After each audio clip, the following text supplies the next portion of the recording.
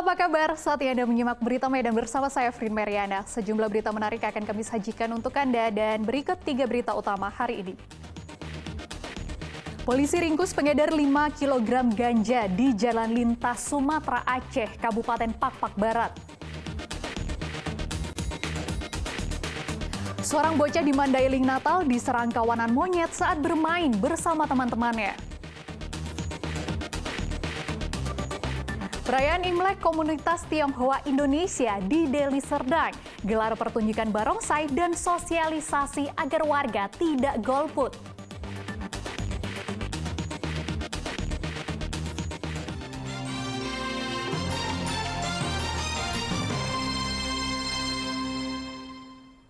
Total 5 kg ganja disita dari 4 tersangka bandar dan kurir ganja di Jalan Lintas Sumatera Aceh, Kabupaten Pakpak.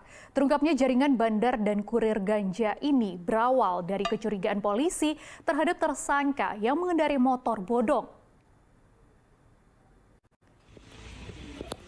Polisi meringkus pengedar dan menemukan barang bukti ganja di Jalan Lintas Sumatera Aceh, Dusun Sibande, Desa Kutameria, Kecamatan Sitelutali, Pakpak Barat pada Minggu dini hari. Namun tidak berhenti di sini, pengembangan dilakukan hingga ke Kutacane, Aceh Tenggara. Awalnya personel polisi curiga pada 3 tersangka yang mengendarai 2 motor bodong yang ternyata hasil curian. Kemudian dilakukan penyetopan, namun ketiga tersangka justru tancap gas. Dalam waktu singkat polisi mengadang perjalanan ketiga tersangka. Saat diperiksa, polisi menemukan paket ganja kering seberat 2,7 kg. Polisi meringkus 3 tersangka masing-masing Odang, Joko, dan Sukri. Ketiganya merupakan warga Aceh Singkil dan Aceh Tenggara. Kemudian dilakukan interogasi. Dari keterangan tersangka, ganja didapat dari seorang bandar bernama Jamaluddin alias Din, warga Aceh Tenggara. Satuan Narkoba Polres Pakpak Barat bergerak ke Desa Darul Makmur, Kecamatan Darul Hasana, Aceh Tenggara. Polisi membekuk tersangka Jamaluddin tanpa perlawanan. Dan dari sini polisi kembali menemukan 2,9 kg ganja. Total terdapat 5 kg ganja yang didapat dari keempat tersangka. Dan hasil pengembangan yaitu di TKP yang kedua, Desa Darul Makmur, Kecamatan Ketambe, Kabupaten Aceh Tenggara. Berhasil kami amankan ada 4 tersangka, inisial Odang, Joko, Sukri, dan satu lagi Jamaluddin. Para tersangka dikenakan pasal tentang narkotika dengan ancaman hukuman seumur hidup. Tuti Alewe Lubis melaporkan dari Pakpak Barat. Perang terhadap narkoba terus digaungkan dan seorang kurir narkoba diringkus tim Buser Sat Narkoba Polres Tebing Tinggi yang membawa 10 kg sabu-sabu dan 30.000 butir ekstasi. Tersangka telah diintai pihak kepolisian sejak tahun lalu.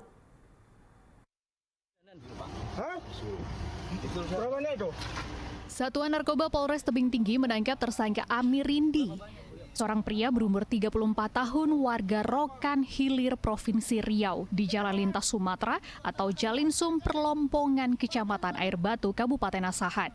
Pada penangkapan tersebut, petugas berhasil menyita barang bukti berupa sabu-sabu seberat 10 kg dan 30.000 butir pil ekstasi. Saat dilakukan penangkapan pada 31 Januari kemarin, petugas terlebih dahulu mendapat informasi bahwa tersangka sedang berada di lokasi parkir di salah satu rumah makan. Setelah bergerak, kemudian petugas mengikuti tersangka dan langsung menyergap mobil tersangka yang posisinya tidak jauh dari lokasi rumah makan tersebut. Dan saat digeledah, ditemukan 2 tas besar berisikan sabu-sabu yang sudah dikemas dalam kertas plastik berwarna putih. Dalam pengakuannya, tersangka mengaku mendapat barang dari seorang warga Labuhan Batu Utara yang diberi upah 15 juta rupiah.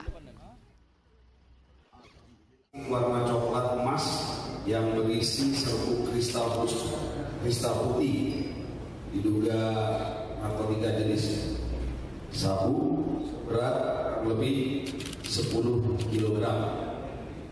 Kemudian yang kedua yaitu 6 bungkus plastik transparan besi dengan jumlah kurang lebih 30.000 butir. Para tersangka ini sudah diintai sejak tahun 2023 dan selalu lolos. Kini guna pengusutan lebih lanjut, tersangka bersama barang bukti sabu-sabu 10 kg dan pil ekstasi 30.000 butir diamankan di Mapolres Tebing Tinggi. Muhammad Hamdani melaporkan dari Tebing Tinggi. Kantor Imigrasi Kelas 1 Medan menangkap nahkoda kapal pelaku penyelundupan manusia di Kabupaten Serdang Bedagai. Saat ditangkap, pelaku membawa 67 orang pekerja migran ilegal.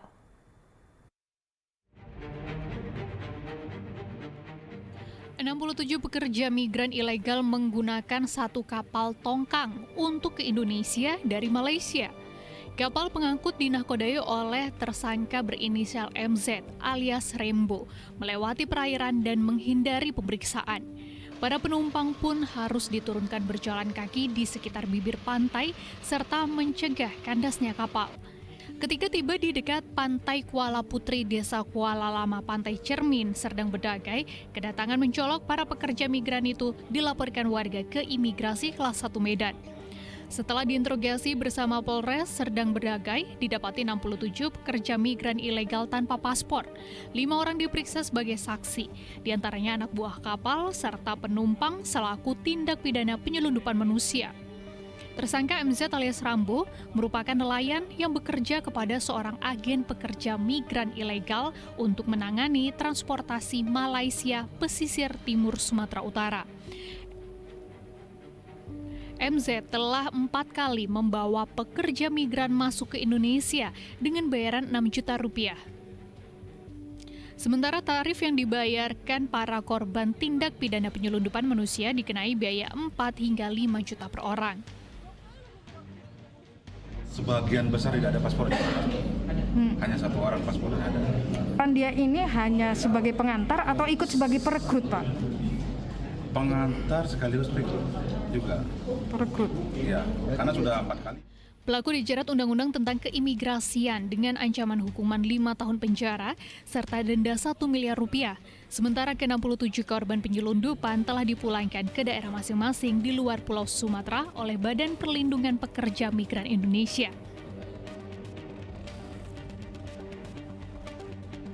Tutia Lewelubis melaporkan dari Kota Medan.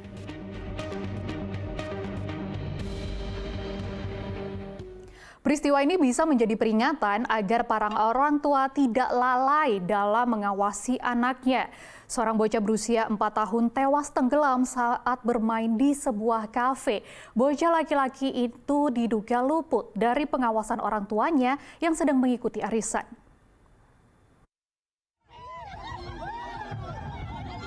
Pasha, bocah laki-laki yang berusia 4 tahun, ditemukan tewas di dalam kolam sebuah kafe di Seikapayang, Asahan pada Minggu 4 Februari tengah malam. Sebelumnya sejak Minggu petang, korban yang datang ke kafe mengikuti acara arisan sang ibu diduga nyasar dan hilang. Pengelola kafe pun mengumumkan si bocah sebagai anak hilang. Diduga korban luput dari pantauan sang ibu yang tengah mengikuti arisan. Korban bermain di area kolam ikan lele milik kafe sedalam lebih kurang 1,5 meter dan tenggelam. Setelah dicari, korban ditemukan tenggelam di dalam. Sang ibu pun histeris menyadari anaknya telah tiada. Polres Asahan menyatakan insiden tersebut diselesaikan secara kekeluargaan. Ibunya mungkin ada kegiatan dengan keluarga yang lain. tidak terkontrol. Pada saat itu dia minta untuk dibersihkan celananya, tapi tidak dikontrol oleh ibunya. Ibunya kecarian, ternyata sudah tidak ada lagi, ternyata sudah dalam keadaan tenggelam di kolam kafe. Terkait peristiwa ini, kafe tetap beroperasi seperti biasa. Tuti Lewelubis melaporkan dari Kabupaten Asahan.